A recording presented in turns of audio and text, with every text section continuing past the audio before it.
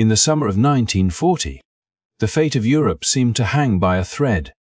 France had fallen in a matter of weeks, and the unstoppable advance of Nazi Germany left one island nation standing alone against the tide. Britain. Across the English Channel, Hitler prepared to launch Operation Sea Lion, a massive invasion plan that would crush British resistance and bring the last free bastion of Western Europe under his control. Yet between his armies and their prize stood not legions of soldiers on the beaches, but a handful of young men in the skies, pilots of the Royal Air Force, supported by radar stations, ground crews, and the unyielding spirit of a nation that refused to bow. This was not just another military campaign. It was a clash of wills, of courage, and of survival. For the first time, the Nazi war machine faced an enemy that would not surrender. Britain's cities braced for bombardment, its civilians prepared for nights in shelters, and its leaders spoke words that would echo through history. And in the skies over southern England, outnumbered and exhausted, the few, as Winston Churchill would later call them, fought day after day against wave after wave of German bombers and fighters. The story you are about to hear is not only about airplanes and battles. It is about human resilience, quick decisions under impossible pressure, and the razor-thin line between victory and defeat. Imagine the roar of Spitfires taking off at dawn, the crackle of radios in underground control rooms, and the eerie wail of air raid sirens in London as families rushed for cover. It is in these moments that history was shaped not by sheer numbers, but by ingenuity, bravery, and determination. Over the course of this journey, we will explore the full arc of the Battle of Britain, from the first probing attacks on shipping convoys to the devastating air raids on London, from desperate dogfights high above the Channel to the turning points that convinced Hitler his invasion could not succeed. Along the way, we will meet the people behind the headlines: pilots, commanders, ground staff, and civilians whose stories bring this chapter of history vividly to life. So stay with us as we uncover how Britain stood alone, how its defenders managed to withstand one of the fiercest air campaigns ever launched, and why this battle became a symbol of courage for generations to come. If you enjoy diving into history's defining moments and discovering the untold human stories behind them, make sure to like this video, subscribe to our channel, and hit the notification bell so you won't miss our upcoming episodes. Your support helps us bring more of these powerful stories to light. Now, let us begin our journey into the summer of 1940, when the skies above Britain became the stage for a struggle that would determine the course of the Second World War. At the heart of Britain's defense in 1940 stood a man who was not a fiery orator, nor a general who commanded massive armies, but a quiet, methodical strategist whose foresight and determination would shape the outcome of the struggle in the skies. Air Chief Marshal Dowding, often nicknamed Stuffy for his reserved and serious demeanor, had spent years preparing for a battle few in Britain had even wanted to imagine. He understood something that many others did not. If an invasion were to come, it would not begin on the beaches but in the air. Whoever controlled the skies would control the fate of the island. And so, with limited pilots, scarce aircraft, and resources stretched to the breaking point, Dowding prepared his Royal Air Force to meet the challenge of a lifetime. The odds were daunting. Germany's Luftwaffe had gathered strength from years of rearmament and lightning campaigns across Europe, from Poland to France, where it had crushed resistance with brutal efficiency. In comparison, Britain's Air Force seemed small, its fleet of Spitfires and Hurricanes dwarfed by the sheer numbers the enemy could unleash. Worse still, the loss of France meant the Luftwaffe could now operate from bases just across the Channel, making the skies above southern England a mere 20 minutes flight away for German bombers and fighters. Yet Dowding did not despair. He knew that raw numbers alone would not decide the battle, but rather how those numbers were used, and how every advantage, no matter how small, could be turned into a decisive edge.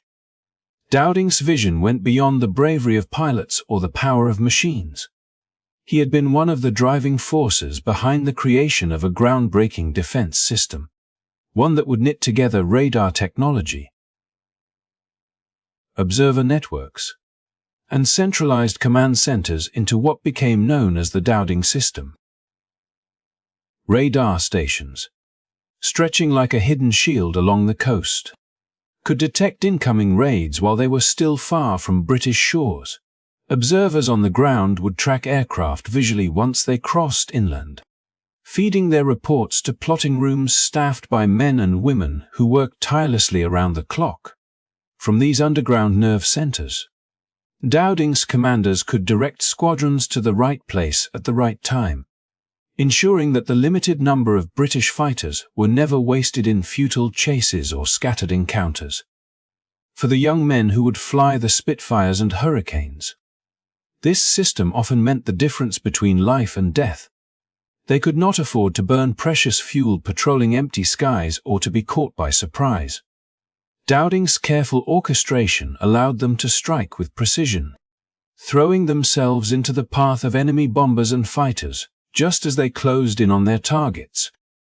Each pilot carried not only the responsibility of defending his country, but also the knowledge that replacements were few.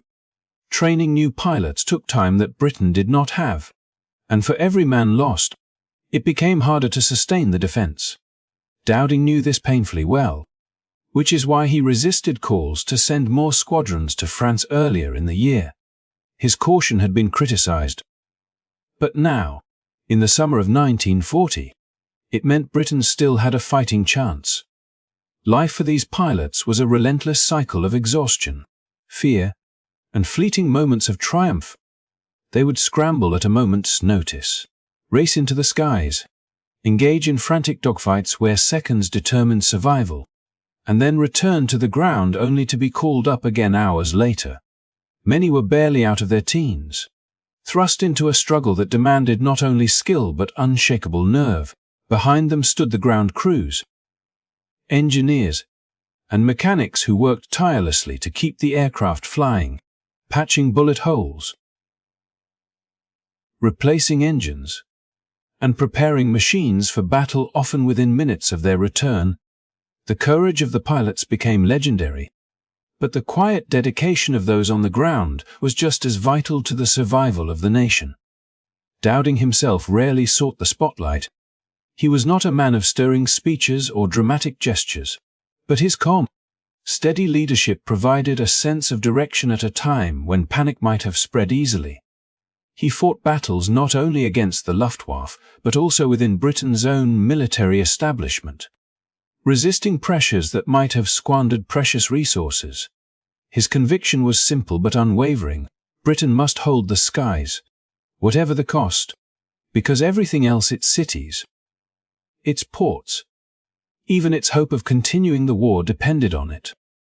As the Luftwaffe prepared to launch wave after wave of attacks, the stage was set for a confrontation unlike any the world had seen before. It was not just two air forces clashing.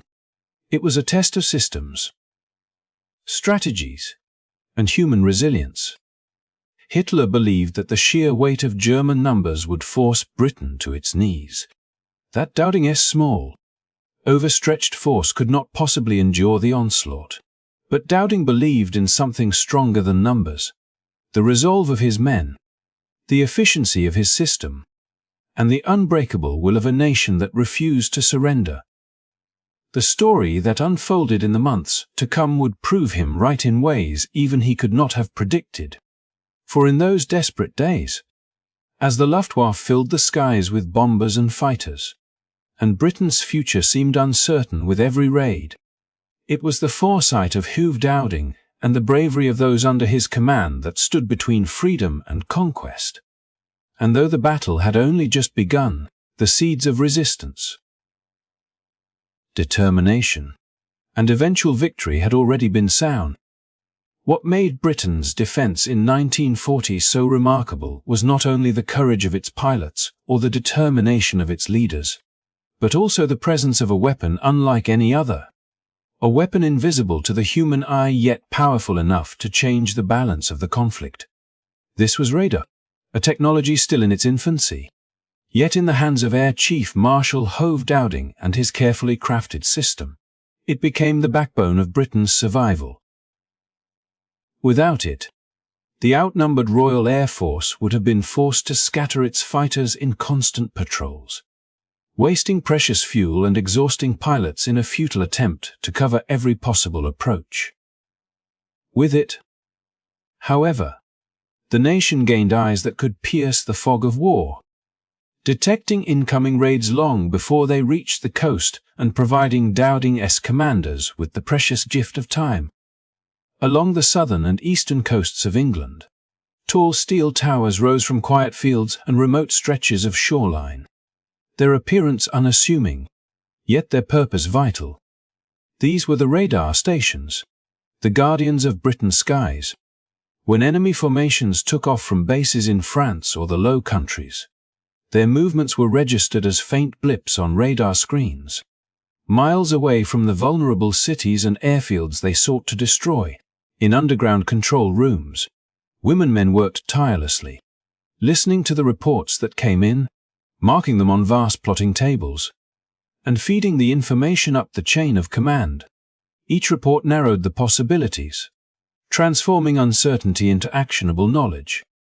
The result was that the RAF's squadrons could remain on the ground until the very last moment, their pilots conserving strength, their engines preserving fuel, until the precise time and place of interception became clear. It was a system built not on chance but on calculation. The Luftwaffe could hurl dozens, even hundreds, of aircraft across the Channel in wave after wave. And yet Britain's defenders, though numerically fewer, were able to strike with uncanny precision. A formation of hurricanes might rise to cut off a squadron of bombers as they approached Dover, while Spitfires engaged the escorts above them. The timing was often down to minutes, the margin for error razor-thin. Yet the system worked again and again, turning Britain's limited numbers into a force capable of resisting the onslaught. For the young pilots, the experience was surreal. One moment they were sipping tea in a dispersal hut or lounging in the grass near their aircraft, and the next they were rushing to their cockpits at the sound of the scramble bell, knowing that radar had detected enemy planes inbound. Within minutes they were airborne, climbing hard into the summer sky, guided not by guesswork but by the calm voices of controllers who relayed the positions of the enemy. These unseen guardians on the ground became as vital as the machines they flew, linking the human element of the RAF into a single, coordinated defense. The importance of radar was not lost on Germany. The Luftwaffe's leadership recognized that something was giving Britain an edge, something that explained why squadrons always seemed to appear at the right time and place. Raids were ordered on radar stations, but most of these towers were surprisingly resilient, quickly repaired even after bombing, and the system continued to function. Dowding knew that so long as radar remained intact, Britain's ability to fight on equal terms even when outnumbered remained secure. What made this technological breakthrough even more striking was how seamlessly it blended with human skill and endurance. Radar alone could not win the battle. It provided only the raw information. It was the plotting crews who translated it into usable data, the commanders who made rapid decisions under immense pressure, and the pilots who executed those orders with their lives on the line. This partnership between technology and humanity gave Britain something priceless: coordination in the face of chaos. To understand its impact, one only has to imagine the alternative. Without radar, squadrons would have been forced into constant patrols, flying long hours over empty seas, wearing down men and machines alike, while German formations slipped through gaps in coverage to strike at airfields and cities with devastating effect. Losses would have mounted quickly, and Britain's thin reserves of pilots and aircraft would have been drained. Instead, thanks to the early warning system, every sortie counted, every engagement mattered, and the defenders could stretch their resources to meet a seemingly endless tide. For civilians, the presence of radar was invisible, hidden in quiet countryside and silent towers, yet its influence shaped their daily survival. When bombers approached London, Coventry, or Southampton, the warning often came with enough time for families to reach shelters, for anti-aircraft crews to ready their guns, and for fighters to rise to meet the threat. Behind the headlines of raids and counterattacks, radar played its silent part, giving a nation time to breathe in moments when every second was precious. The story of radar in the Battle of Britain is often overshadowed by the daring dogfights and the legendary pilots whose names became synonymous with courage. Yet those battles in the sky were only possible because of the signals picked up miles away, the dots on a screen that told of danger long before it could be seen with the naked eye. Dowding's foresight in investing in this untested technology, in trusting it when many doubted its reliability, proved to be one of the decisive choices of the war. In the end, radar became more than a military tool. It was a symbol of how innovation, preparation, and unity could tip the scales against overwhelming odds. Britain may have been outnumbered, its resources strained, its future uncertain, but by harnessing this new technology and blending it with human courage and determination, it created a defense that no enemy could easily break. And as the summer of 1940 unfolded, with raids intensifying and the skies above England filled with fire and smoke, it was this invisible shield that gave Britain the chance to endure, to resist, and ultimately, to survive. When the summer skies of 1940 turned into a battlefield, the defense of Britain rested on the wings of two aircraft that would become legendary, the Hawker Hurricane and the Supermarine Spitfire. These were not just machines of metal and fuel. They were the lifeline of a nation standing against overwhelming odds. While Dowding's system of radar and command provided the framework, and while the courage of the pilots gave the battle its human face, it was the Hurricanes and Spitfires that bore the brunt of combat, clashing day after day with the formidable Messerschmitt Bf 109s that escorted waves of German bombers across the Channel. The outcome of the struggle often hinged on how these aircraft performed under conditions that pushed both men and machines to their limits. The Hurricane, though less glamorous than its sleek counterpart, was the workhorse of the Royal Air Force. Its design was rugged, its construction simple enough to be repaired quickly even after sustaining serious damage, and it formed the backbone of Britain's fighter force. More than half of the RAF's frontline squadrons flew Hurricanes, and it was these aircraft that took on the dangerous task of diving into bomber formations, breaking them apart with bursts of gunfire and scattering their carefully organized patterns. A Hurricane pilot might face a swarm of Dornier Do-17s or Hinckel He-111s, each carrying payloads meant to devastate cities, ports, or airfields, and his job was to disrupt that mission at any cost. The Hurricane's stability as a gun platform made it ideally suited for this role, and though it was slower and less agile than the Bf 109, its impact on the battle was immense. The Spitfire, in contrast, captured the imagination of the public and the admiration of pilots. With its elliptical wings, powerful Rolls-Royce Merlin engine, and superb maneuverability, it was the aircraft that could challenge the Messerschmitt on nearly equal terms. Spitfires were often directed to engage the 109s themselves, freeing Hurricanes to strike the bombers. Dogfights between Spitfires and Messerschmitts became the defining duels of the battle, twisting and turning thousands of feet above the countryside, where fractions of a second determined life or death. German pilots respected and even feared the Spitfire, knowing that a mistake in combat against one could be fatal. For the young men flying them, The Spitfire offered not just a machine, but a sense of confidence that they could meet the Luftwaffe's best and hold their ground. The Messerschmitt Bf 109 was no easy opponent. Faster than the Hurricane, armed with cannon and machine guns, and flown by seasoned veterans of campaigns in Spain, Poland, and France. It was one of the most advanced fighters in the world. German pilots operated with aggressive tactics, diving into battle to protect the bombers, and then breaking off quickly to avoid being drawn too far from their bases.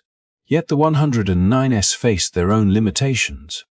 Operating at the very edge of their range, they could only spend a short time over England before fuel forced them back across the Channel. This weakness became a crucial factor, for it meant that bomber formations often had to press on without full escort, leaving them vulnerable to the relentless attacks of Hurricanes and Spitfires. The bombers themselves, though numerous, were hardly defenseless, armed with machine guns and flown in tight formations to provide overlapping fields of fire. They could unleash deadly barrages against fighters attempting to break them up. To attack them meant flying into a storm of bullets, often head, where the chances of survival were slim. Many RAF pilots paid with their lives in these desperate charges, but their sacrifice prevented countless bombs from reaching their targets. Civilians who survived air raids rarely saw the hurricanes that intercepted the bombers high above. Yet their safety often depended on those unseen battles. Every clash in the skies was a test of endurance, not just for the pilots but for the machines themselves. Engines pushed to their limits overheated, weapons jammed in the middle of combat, and aircraft returned to base riddled with bullet holes or trailing smoke. Ground crews worked miracles to keep them flying, patching damaged wings with sheets of fabric or replacing engines through the night so that, by dawn, the planes were ready once more. Without this constant labor behind the scenes, the Hurricanes and Spitfires would have been unable to keep pace with the unending raids. The balance between these aircraft shaped the rhythm of the battle. Hurricanes, durable and reliable, tore into bomber formations again and again, inflicting heavy losses that forced the Luftwaffe to reconsider its tactics. Spitfires, nimble and deadly, tangled with the 109s, proving that Britain could match the enemy's best technology. Together, they formed a partnership that exploited the strengths of each design, offsetting their weaknesses and maximizing their impact. It was not one aircraft alone that saved Britain, but the combination of both, guided by Dowding's system and flown by men whose courage could not be measured in numbers. As the weeks wore on, the RAF's reliance on these fighters became more than a military necessity. It became a symbol of resistance. The sight of a Spitfire climbing into the sun or a Hurricane returning battered but intact embodied the spirit of defiance that spread across the nation. Newspapers celebrated their victories. Families listened for the roar of engines overhead, and children imagined themselves one day flying these machines. In a time of fear and uncertainty, Hurricanes and Spitfires represented hope, the tangible proof that Britain was not defenseless. The struggle between Hurricanes, Spitfires, Messerschmitts, and bombers was the heartbeat of the Battle of Britain. Each sortie, each engagement, each return to base or crash in the fields below carried with it the weight of the nation's survival. Though outnumbered, Britain's fighters fought with precision, guided by radar and by the steady hand of Hugh Dowding's command. And as the summer of 1940 stretched into autumn, the Hurricanes and Spitfires carved their place in history, not as perfect machines, but as the weapons that allowed a small island to stand against a seemingly unstoppable enemy, and, in doing, to change the course of the war.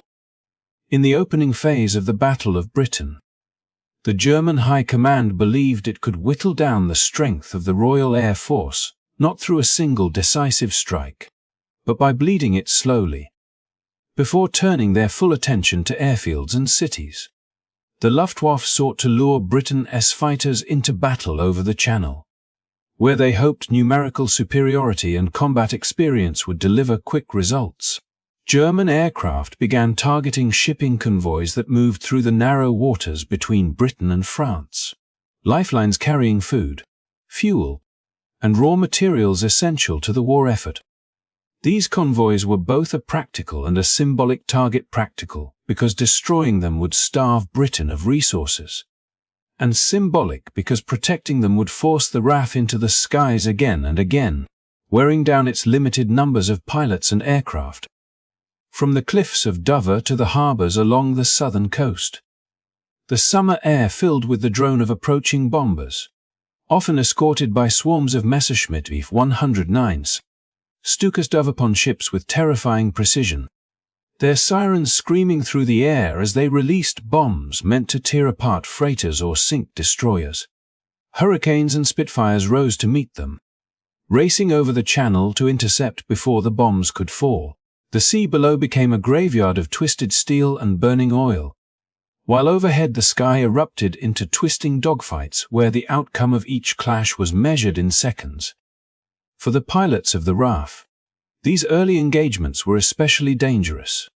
Radar could provide early warning of incoming raids, but once the fighting spilled out over the Channel, every advantage tilted toward the Germans. Pilots shot down in these waters often had little chance of survival, and even those rescued faced the possibility of capture by enemy patrols. In contrast, German crews who bailed out over the same waters were close to friendly bases, their return to combat often a matter of days.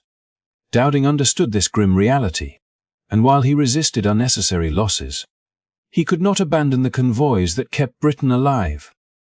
His strategy had to balance the protection of vital supplies with the preservation of his irreplaceable fighter squadrons, a tension that weighed heavily on every decision made in the underground control rooms. The Luftwaffe believed that by sustaining pressure on the convoys, the RAF would be forced to commit to constant action, gradually draining its strength until the skies were left unprotected. And for a time, the results seemed to confirm this theory. Shipping losses mounted, aircrews returned exhausted from repeated sorties, and the strain on ground staff grew ever heavier. Hurricanes and Spitfires returned to base riddled with bullets, mechanics working frantically to patch them up for the next mission.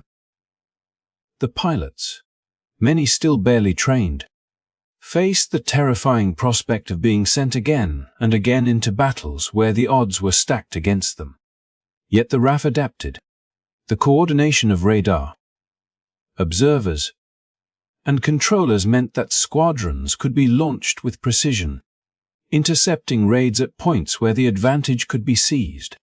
Convoys were rerouted, their paths adjusted to minimize exposure, while naval escorts added a layer of protection against dive bombers. Slowly, Britain's defenders began to turn the tide. German pilots had expected a weakened, disorganized opponent, but what they encountered was a force that refused to collapse, striking back with determination each time they crossed the Channel. For civilians along the coast, the war was no longer a distant event but a daily spectacle.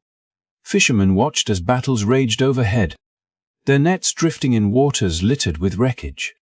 Residents of seaside towns heard the thunder of bombs and saw plumes of smoke rising from the horizon as convoys fought for survival.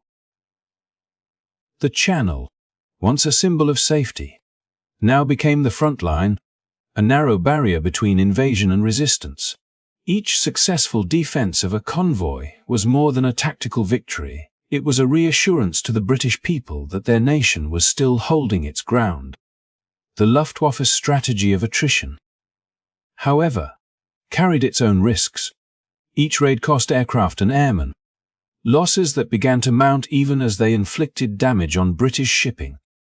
The supposed ease of drawing the RAF into battle revealed itself to be an illusion, for every engagement tested not only the British defenders but also the German attackers, who soon realized that the RAF could not be destroyed so easily. What had begun as a calculated plan to weaken Britain before the decisive assault on its airfields slowly turned into a grinding contest of endurance. The struggle over the Channel marked the first true phase of the Battle of Britain, a period where both sides probed, tested, and measured each other's resolve.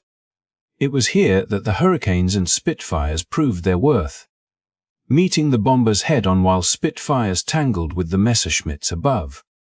It was here that Dowding's system demonstrated its value, guiding squadrons into the right position again and again, and it was here that Britain's young pilots, many flying into combat for the first time, discovered the harsh reality of modern aerial warfare. As July turned to August, the Luftwaffe intensified its efforts, convinced that the RAF was nearing collapse. Yet every day, British fighters rose once more, battered but unbroken, their presence a defiant answer to Hitler's ambition. The convoys continued to sail, their escorts watching the skies as anxiously as the seas, knowing that survival depended on the men above who fought not just for ships or cargo, but for the lifeline of a nation. What began as a German plan to bait and destroy soon transformed into a costly stalemate, and in that stalemate, the seeds of Britain's survival were already being sown. By the time August 1940 arrived, the Battle of Britain had already stretched the limits of both men and machines, as the Luftwaffe's repeated attacks on convoys and coastal positions had tested the Royal Air Force endurance and ingenuity.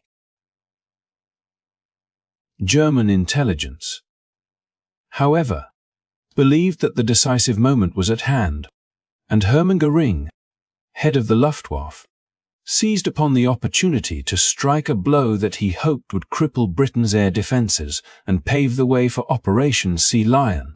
On August 13th, a date that would go down in history as Adlertag or Eagle Day, the Luftwaffe launched a coordinated, massive assault on airfields, radar stations, and essential infrastructure along the southern coast, aiming to destroy the very foundations of Britain's fighter command and leave the skies ripe for invasion.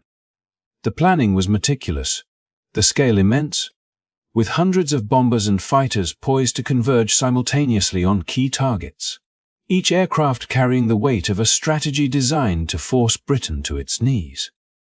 In the early morning, the first waves of German aircraft began to cross the Channel, their formations stretching across the horizon like a living cloud of steel and engines. Radar stations, the silent guardians of Britain's skies, were among the primary objectives, for Göring understood that without early warning, the RAF's carefully coordinated defences could falter. The stations, manned by officers and observers whose tireless work had already saved countless lives, suddenly found themselves under siege, their towers vibrating from the explosions of dive bombers and their personnel struggling to maintain communications amid the chaos. Hurricanes and Spitfires scrambled into the skies in response, guided by the very systems the Germans sought to destroy, creating a deadly bollet of aircraft that twisted and spiraled across the Channel and southern England. The assault was relentless. RAF airfields became the focal points of destruction, where hangars and maintenance facilities were pounded by bombs. Runways cratered, and fuel stores ignited in plumes of black smoke. Yet, even amid the devastation, the British response was swift and disciplined. Controllers in underground bunkers vectored squadrons toward the incoming formations with precision born of months of preparation, ensuring that pilots, many still young and inexperienced, could intercept before the bombers reached their intended targets. Hurricanes dived into formations of Dornier Do-17s and Henkel He-111s, tearing into them with bursts of machine gun fire, while Spitfires engaged the escorting Messerschmitts, twisting through the clouds in maneuvers that tested the limits of both aircraft and pilot.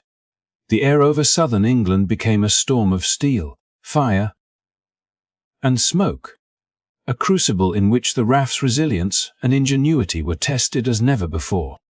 Despite the ferocity of the attack, Eagle Day did not unfold as Göring had envisioned. While damage to airfields and radar installations was significant, it was far from catastrophic. The RAF's decentralized operations allowed for rapid dispersal and repair, with ground crews working around the clock to patch bombed-out hangars, clear rubble from runways, and refuel aircraft for their next sorties. Pilots returned from missions exhausted but undeterred, their resolve hardened by the knowledge that each engagement prevented bombs from reaching cities and critical infrastructure, preserving not just material resources but the morale of a nation under siege. Goering had underestimated both the determination of the RAF and the strategic foresight of Air Chief Marshal Hugh Dowding, whose planning and use of radar networks had transformed numerical disadvantage into a tactical advantage that would prove decisive over the coming weeks. The human element of Eagle Day was as compelling as the machines themselves. Young pilots, some barely out of training, faced waves of enemy aircraft with courage that defied comprehension, often entering combat multiple times in a single day, dodging bullets, and returning to base only to be refueled and sent back into the fray. Many would later recount moments when their Spitfires or Hurricanes were riddled with holes, instruments damaged, or engines on the verge of failure, yet through a combination of skill, instinct, and sheer willpower, they managed to bring their planes home. These stories of endurance and heroism became the bedrock of the narrative of the few, the men whose actions on Eagle Day and throughout the Battle of Britain symbolized a nation's defiance against an invader who believed victory was inevitable. Eagle Day also revealed the psychological dimensions of the battle. The German strategy, designed to break the RAF through shock and awe, instead steeled the defenders' resolve. Civilian populations, watching the skies and listening to the distant roar of engines and explosions, recognized that their survival depended not only on aircraft but on the courage and skill of the pilots who took to the air under almost impossible odds. Communities along the southern coast provided support wherever possible, from spotters and messengers to volunteers assisting in the recovery of damaged airfields, forging a connection between the home front and the battlefront that reinforced Britain's collective endurance. By the end of August 13th, it was clear that Eagle Day, though a display of Luftwaffe strength, had failed to achieve its strategic objectives. Damage had been inflicted, certainly, but the RAF remained operational, its fighter command intact, its pilots and aircraft still capable of mounting effective interceptions. The Luftwaffe had expended considerable resources and suffered losses that would reverberate in subsequent operations. What Goering had anticipated as a decisive strike had instead revealed the resilience of Britain's integrated defense system, the courage of its pilots, and the effectiveness of a strategy that combined technology, intelligence, and human determination. In the aftermath of Eagle Day, both sides reassessed their tactics. The Luftwaffe continued its campaign, shifting from attempts to destroy airfields to bombing cities in an effort to demoralize the British population, while the RAF adjusted its deployments to maximize efficiency and reduce unnecessary risk to its already stretched squadrons. The clash of these strategies would define the Battle of Britain in the months to come, shaping a narrative of perseverance, innovation, and bravery that would endure far beyond the war itself. Eagle Day, though marked by fire and destruction, ultimately underscored that victory in the skies would not be won solely by numbers or firepower, but by the integration of skill, courage, and foresight, a lesson that resonated deeply across Britain and into the annals of history. With the failure of Eagle Day and the Luftwaffe's inability to crush the RAF's operational capacity, Hitler and Goering realized that their initial strategy had not achieved its objectives, and a new approach was deemed necessary.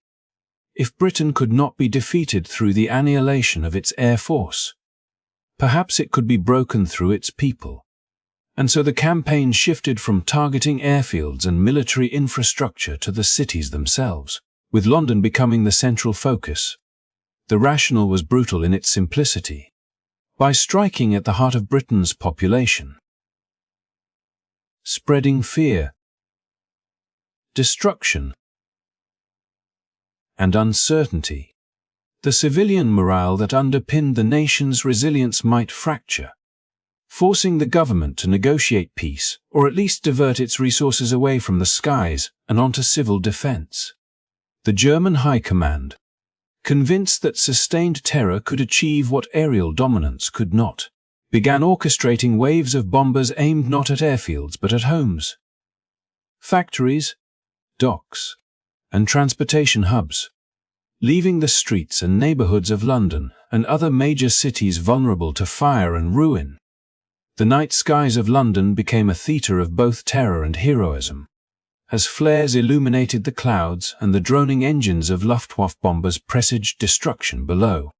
Spitfires and Hurricanes, though fewer in number than the attacking formations, took to the air to intercept where possible, but many bombs were released under cover of darkness, falling onto streets crowded with civilians trying to flee to shelters or simply survive another night.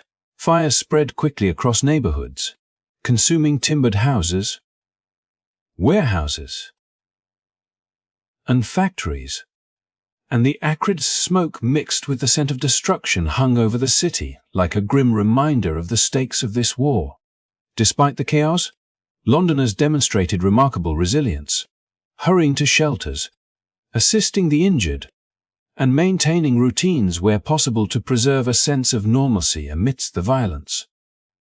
The RAF, though unable to prevent every raid, adapted to this new phase of the conflict.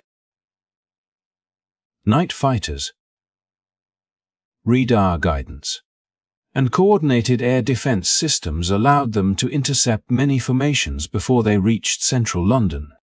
And even when bombers slipped through, anti-aircraft guns responded with fierce determination. Ground crews, air traffic controllers, and intelligence officers worked tirelessly, often in shifts that left little room for rest, coordinating aircraft sorties, monitoring radar stations, and providing pilots with up-to-date information on incoming threats.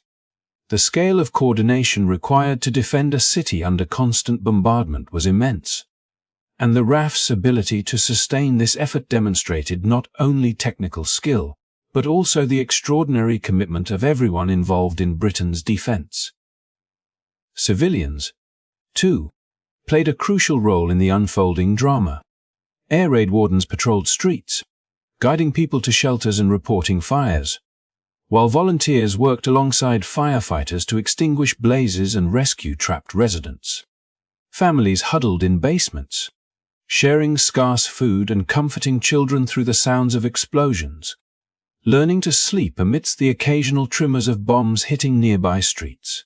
Londoners displayed an extraordinary capacity to adapt, to carry on with their daily lives while under the constant threat of aerial attack, demonstrating a form of courage that was just as vital as that of the pilots in the skies.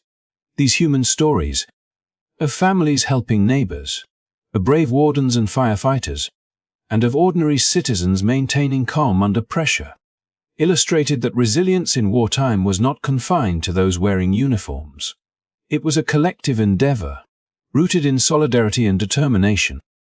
The bombing campaign, known as the Blitz, was relentless and calculated.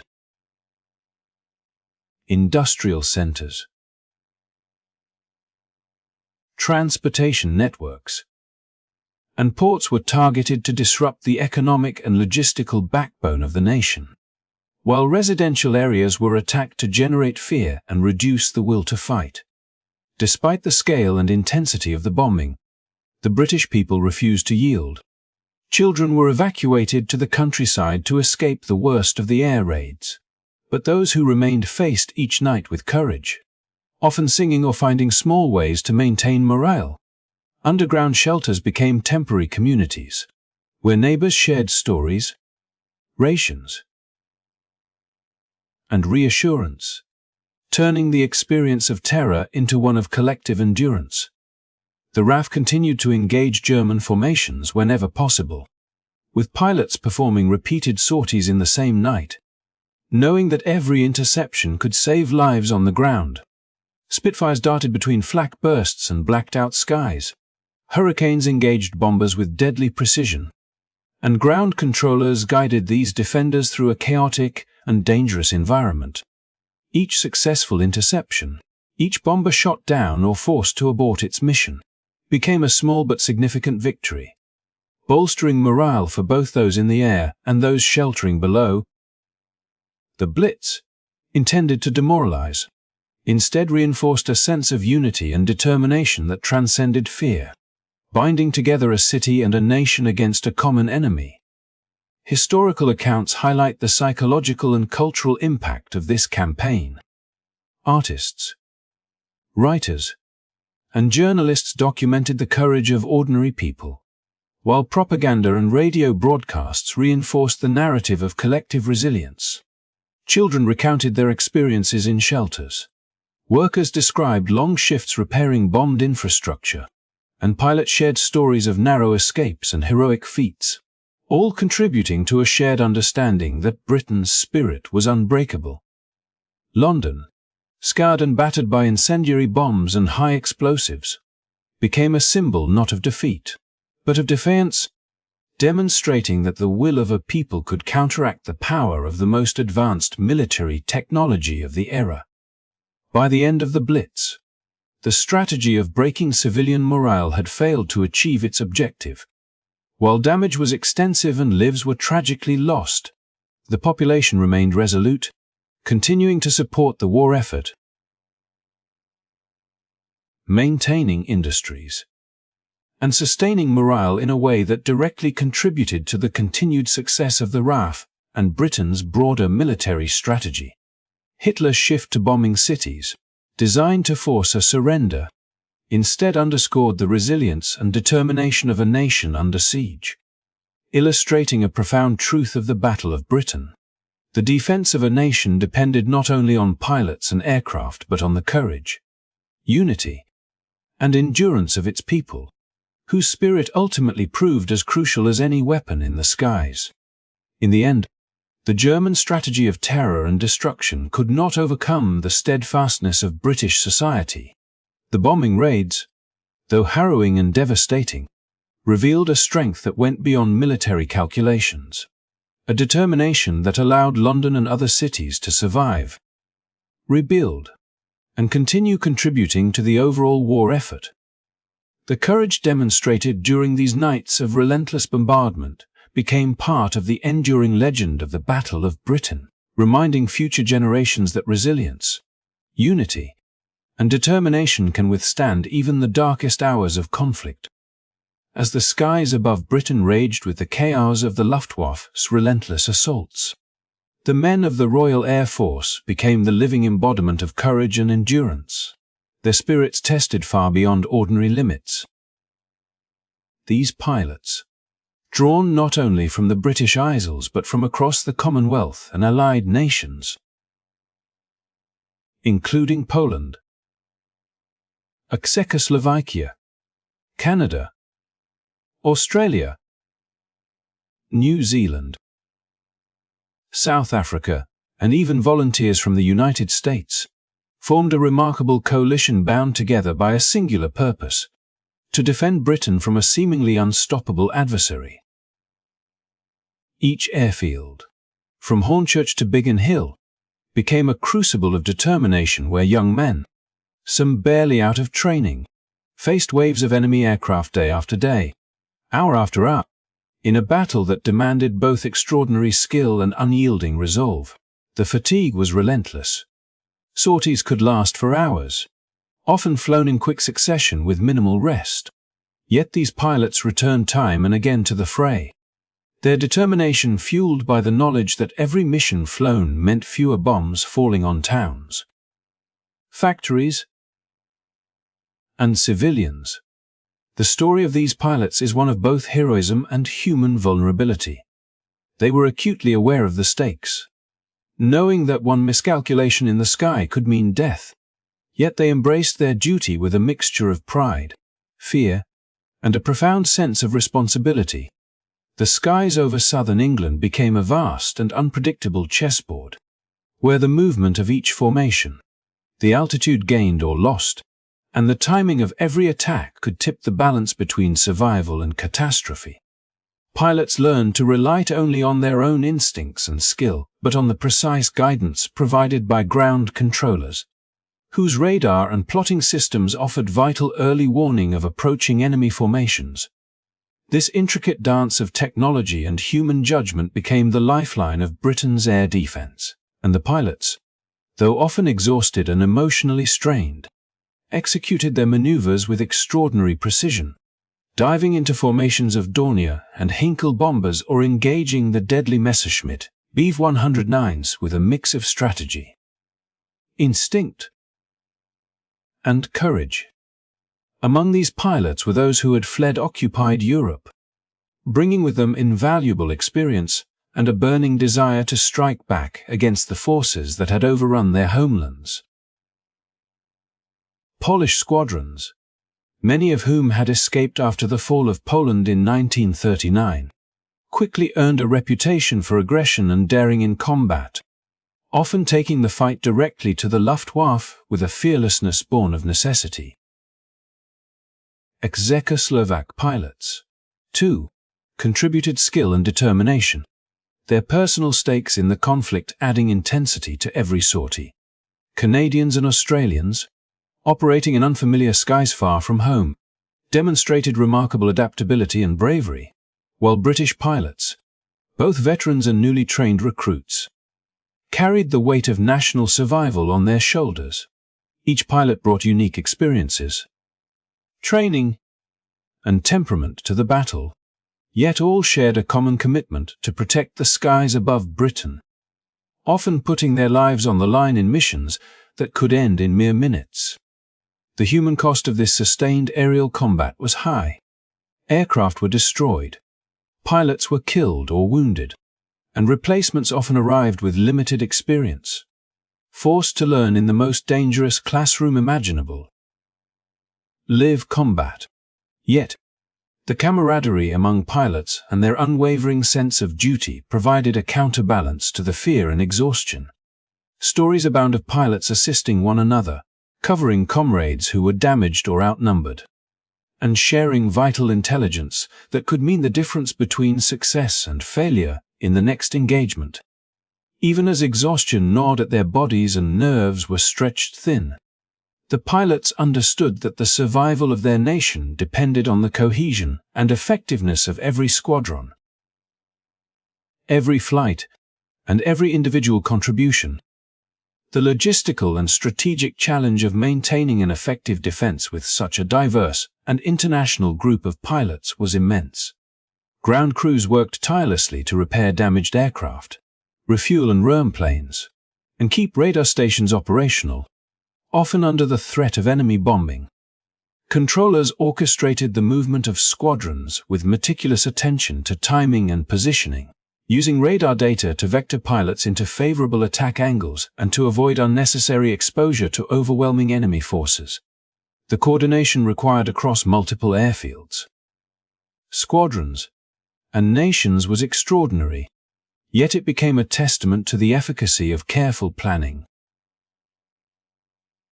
clear communication, and the shared commitment of everyone involved in Britain's defense. The experience of these pilots was not only a test of skill but of character. Many wrote in letters and diaries of the fear they felt, the grief at losing friends and comrades, and the relentless stress of constant readiness. Yet these same writings reveal humor, hope, and an indomitable sense of purpose.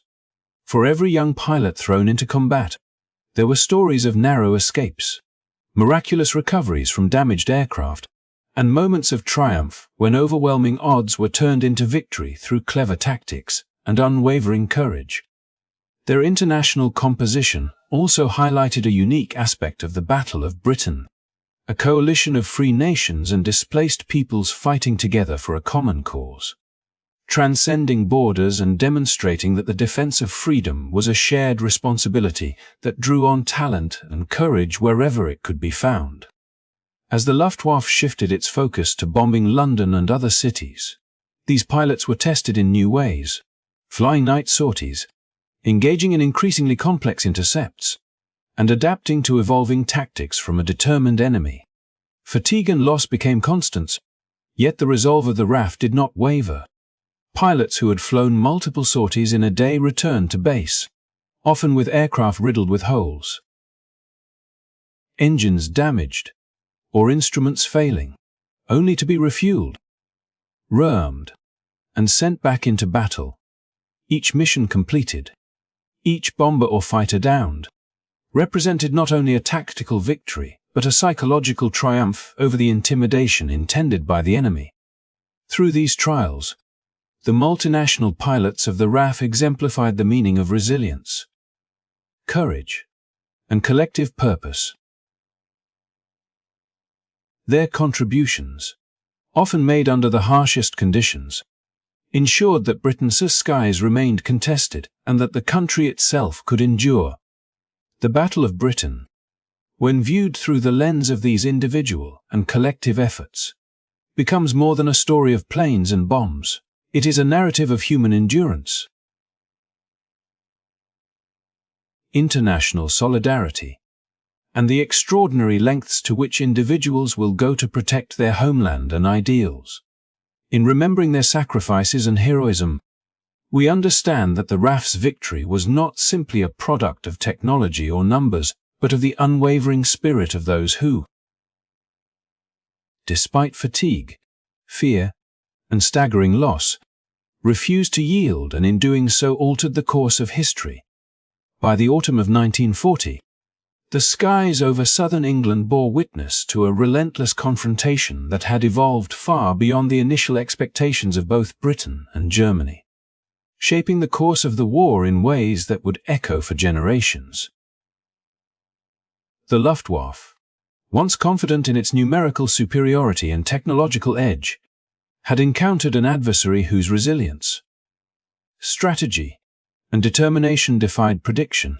From the very first reconnaissance flights over the Channel to the massive assaults of Adlertag, Germany's plan to establish air superiority had encountered repeated obstacles, with each engagement revealing both the skill of the RAF pilots and the ingenuity of Britain's air defense systems. As the fighting progressed, it became increasingly clear that Hitler's strategy of overwhelming the RAF with waves of bombers escorted by Messerschmitt Bf 109s was fraught with unforeseen challenges that stemmed as much from human ingenuity and courage as from the material and technological resources on which both sides relied. The RAF, under the steady leadership of Air Chief Marshal Hugh Dowding, had proved remarkably adaptive. Radar stations provided early warning of incoming raids, allowing squadrons to be deployed efficiently, ensuring that every sortie counted and minimizing unnecessary losses. Pilots flew tirelessly, often completing multiple missions in a single day, their determination fueled by a profound sense of duty to protect not only the British Isles but the civilians whose lives depended on the ability of the few to hold the skies. Hurricanes and Spitfires, though outnumbered, leveraged superior tactics and knowledge of the terrain, intercepting bombers before they could inflict catastrophic damage and engaging enemy fighters with precision and audacity. Each successful engagement chipped away at the Luftwaffe's momentum, eroding confidence and exacting a toll on both pilots and aircraft. The strategy that Germany had employed, initially focused on destroying RAF airfields and infrastructure, had failed to deliver the decisive blow intended to pave the way for Operation Sea Lion, the planned invasion of Britain. Even after shifting focus to bombing civilian centers, the German Air Force found that terror alone could not fracture the resolve of a determined population. London, though battered by incendiary raids and high explosives, became a symbol of resilience, its citizens displaying courage under fire and solidarity that defied the calculated intimidation of the enemy. Anti-aircraft defenses, civil wardens, and volunteers worked tirelessly alongside the RAF to mitigate damage, protect lives, and maintain essential services. revealing the crucial interplay between military strategy and civilian determination in sustaining national defense. For the Luftwaffe, however, these successes of the RAF came at an immense cost. Aircraft were lost in significant numbers, often in engagements that exposed the limitations of Germany's tactical assumptions. Fighter escorts, intended to protect bomber formations, were increasingly overextended, unable to maintain coverage over extended distances or under continuous pressure from agile and motivated RAF pilots. The Messerschmitt Bf 109, while formidable, were constrained by range and fuel limitations, forcing German commanders to make difficult decisions about when and where to commit forces. Meanwhile, the RAF strategy of careful allocation, prioritizing engagements that maximized effect while minimizing risk, allowed the British to maintain operational strength despite facing relentless assault. Each sortie, each dogfight, became a delicate balance between aggression and conservation of resources, with pilots and commanders constantly calculating risk versus reward in an environment where one misstep could prove fatal. Intelligence and reconnaissance further complicated German planning. The British effectively used radar and radio intercepts to anticipate attacks, vector squadrons into advantageous positions, and deploy reinforcements where needed. German assumptions about RAF fatigue, morale, and tactical proficiency proved dramatically inaccurate. They underestimated the ingenuity with which Britain integrated technology, training, and strategy, failing to anticipate the level of coordination achieved between ground control, pilots, and radar operators. Each failed raid, each bomber shot down or formation repelled, provided critical lessons to the RAF, allowing them to refine tactics, reallocate squadrons, and exploit weaknesses in the Luftwaffe's approach. The psychological impact of these repeated setbacks cannot be understated.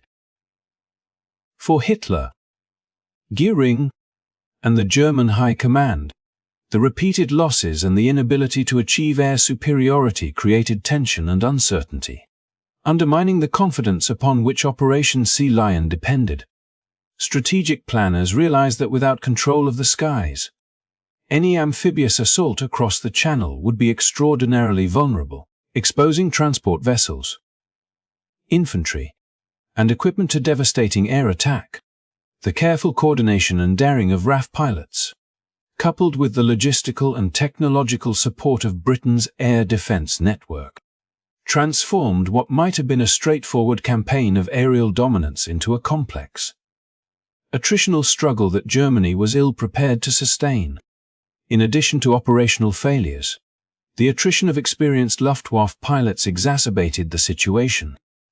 Losses during engagements such as the intense battles over southern England and the sustained blitz on London and other cities eroded the effectiveness of units, reducing combat effectiveness and forcing replacements who often lacked experience into the most demanding operational contexts. The cumulative effect of these losses, combined with overstretched fighter escorts and miscalculations of British resilience, meant that the German High Command was confronted with the stark reality that their initial plan for rapid conquest was no longer feasible. By the time autumn progressed, it became increasingly clear that the operational and strategic environment had shifted irrevocably. Hitler's ambitions for Operation Sea Lion were curtailed not by a single decisive engagement, but by a combination of tactical ingenuity, technological advantage, pilot endurance, and civilian resolve that collectively blunted the German offensive. The postponement of the invasion, rendered indefinite, was a tacit acknowledgement that the dream of quick conquest had been shattered and that Britain's defense, through a blend of courage, coordination, and innovation, had proven far more formidable than the Reich had anticipated. The Battle of Britain thus stands as a testament to the interplay of human skill, strategic foresight, and technological innovation, where the resilience of a few held the key to the survival of a nation. The relentless, supported by the unwavering dedication of ground crews, radar operators, and civilians alike, demonstrated that victory in modern warfare depended not solely on numbers or brute force, but on the capacity to adapt, endure, and maintain unity under extreme pressure. Hitler's postponement of Operation Sea Lion, caused by heavy Luftwaffe losses, overextended fighter escorts, and a profound underestimation of British resilience, marked a turning point in World War II, proving that determination and strategy could triumph over seemingly insurmountable odds, and altering the course of history in ways that would resonate far beyond the skies of 1940. As the dust settled over the skies of southern England, and the echoes of engine roar faded into memory, the true scale of the Battle of Britain became clear, revealing both the staggering cost and the extraordinary triumph achieved by the Royal Air Force and the people they defended. Britain had endured one of the most intense aerial campaigns in history, a relentless onslaught that tested the mettle of its pilots, the resilience of its civilians, and the strategic ingenuity of its commanders. Over 700 aircraft had been lost, and 500 brave pilots had made the ultimate sacrifice. Their names forever etched into the annals of history as part of the legendary few who stood against the might of the Luftwaffe. Each loss was a reminder of the immense human cost of war, yet it also underscored the courage and determination that defined Britain's defense, a defense that would prove pivotal not only for the nation itself, but for the broader struggle against tyranny in Europe. In contrast, the Luftwaffe suffered catastrophic losses of its own, with approximately 2,000 aircraft destroyed and countless experienced pilots killed, injured, or taken prisoner. The German command had underestimated the combination of tactical innovation, technological advantage, and sheer human determination that Britain brought to bear. Fighter escorts were stretched to their limits. Bombing campaigns failed to achieve decisive objectives, and the resilience of British infrastructure and morale prevented the enemy from achieving air superiority. What was intended to be a swift campaign to break Britain's resistance instead became a cautionary tale of overreach, misjudgment, and the limits of raw force in the face of strategic vision and unyielding courage. The victory was more than a tactical achievement. It was a symbol of Britain's independence and a profound turning point in the Second World War. The defeat inflicted on Nazi Germany marked the first major setback for Hitler's military ambitions, shattering the myth of invincibility that had grown out of the Blitzkrieg successes in France, Belgium, and the Low Countries. By maintaining control of its skies, Britain preserved not only its territorial sovereignty, but also a strategic base from which Allied forces could later launch counter-offensives, ultimately influencing the broader trajectory of the war. The Battle of Britain demonstrated that determination, innovation, and courage could triumph over numerical superiority and the most formidable of adversaries. The human stories behind this victory are as compelling as the historical facts themselves. Young pilots from Britain, Poland, Czechoslovakia, Canada, Australia, New Zealand, South Africa, and the United States risked everything to protect a nation that was not always their own, displaying bravery that transcended borders and exemplified international solidarity in defense of freedom. Each mission flown, often in the face of overwhelming odds, was a testament to skill, courage, and selflessness. And every bomber intercepted or enemy aircraft downed represented a victory not only in the sky but also in the hearts of the people they protected. Ground crews labored tirelessly under difficult and dangerous conditions to keep planes operational, while radar operators, controllers, and support staff worked in synchronization to ensure that the RAF could respond effectively to each threat. a feat of coordination that highlighted the interplay between human dedication and technological innovation. Beyond the numbers and strategy, the Battle of Britain stands as a story of resilience. Civilians endured nightly bombing raids, adapting to blackout restrictions, seeking shelter, and maintaining daily life amidst destruction. Communities rallied together, demonstrating solidarity and courage that bolstered the nation's resolve and helped sustain the pilots fighting above. The collective effort of a nation, from young airmen in the sky to families on the ground, illustrates the profound interconnection between military action and civilian determination, reminding us that the defense of freedom is never solely the responsibility of soldiers, but a shared endeavor that encompasses every citizen. Reflecting on the Battle of Britain, it is clear that its significance extends far beyond the immediate military outcome.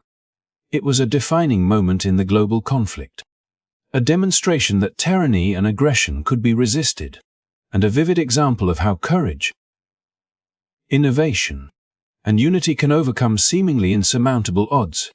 The sacrifices made, the bravery displayed, and the strategies employed all coalesced to produce a victory that resonated as a beacon of hope for nations under threat and a warning to aggressors that determination and resilience could counter the most formidable military power of the time. In closing, the Battle of Britain reminds us of the power of courage in the face of adversity and the importance of standing firm against threats to freedom and sovereignty. The legacy of the RAF, their international comrades, and the civilians who supported them is a timeless testament to the human spirit and the difference that resolve, skill, and unity can make in shaping history. Thank you so much for watching and joining us on this journey through one of the most pivotal moments of World War II. If you enjoyed this story and want to continue exploring history with us, please make sure to like this video, subscribe to our channel, and hit the notification bell so you never miss an update. Your support helps us bring these stories to life and ensures that the courage and sacrifices of those who came before us are never forgotten.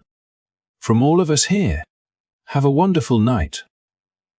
Sleep well. And remember the bravery of those who fought to keep the skies above Britain free. Good night.